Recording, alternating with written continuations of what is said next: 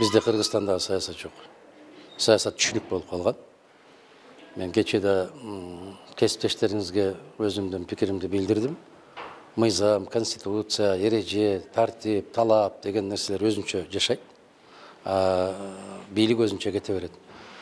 Бул өтө чоң мыйзамсыздык, абдан чоң мыйзамсыздык. Мен кече орус тилдүү кесиптештериңизге берген маегимди айттым.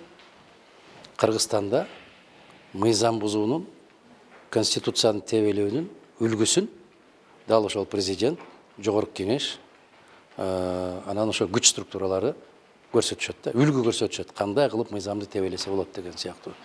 Мына кечээки болгон окуя, көрүнүштөрдүн баардыгы ошого далил. Эми тынч Кемпирабад маселеси боюнча, Кемпирабад биздин жерибиз өзүбүздө калсын деп, өзүнүн пикирин билдирүүгө далалат жасаган инсандарды кылмышкер катарында барып, үйүнө кирип барып, ызы чуу салып, үйүн тинтип алып чыгышы, бул бийликтин алсыздыгы. Анан мыйзам менен эсептешпегендиги. Бул биздин конституцияда кенен так жазылган. 39-беренеде тынч жыйындарды өткөрүүгө, инсандар өздөрүнүн пикирин билдирүүгө толук түрдө укугу бар. Бул конституциялык норма. Ага тыюу салууга эч кимдин укугу жок.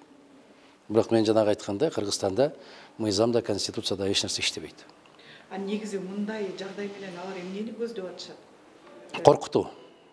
Коркутуу, мына ошол бир аз өз пикирин билдирген, кайдыгер эмес, эл жери үчүн күйгөн азаматтарды ошондой абалга салып коюу менен 7 миллион болдук деп жар салып атпайбызбы? 7 миллион калкка мындай бир жарнама катарында көрсөтүп коюу. Мындай бир байкап атасыңарбы, көрүп атасыңарбы деген сыяктуу бир ишарат. Ошол эл көрсүн деп.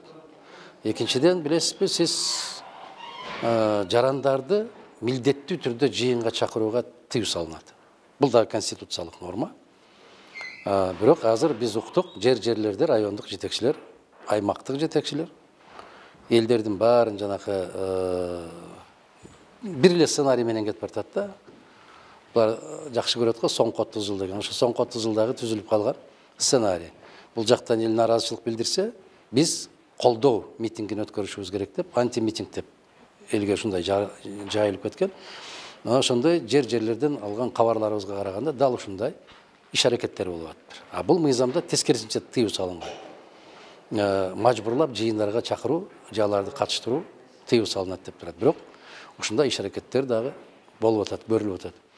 Бирок мунун аягы жакшылыкка алып барбайт. Анан жанагы Дооронбек Садырбаев кезинде ушундай какшап кеткен да.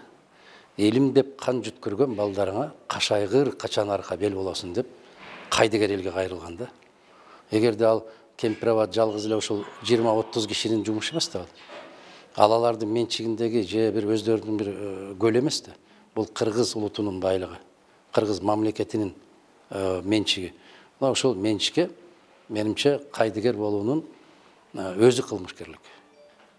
Ошондуктан жана кармалган азаматтардын баарына бирдей караган туура эмес. Бул комитет бир маселе менен. Буларга түшүнө кирсе эле ушу кызматты ээлеп алабыз деп өздөрүндөй көрүшөт да. Кызматты басып алабыз андай мындай деген маселе эмес, ал жерде Кемпирабадты сактап калуу жөнүндө маселе кетип баратат.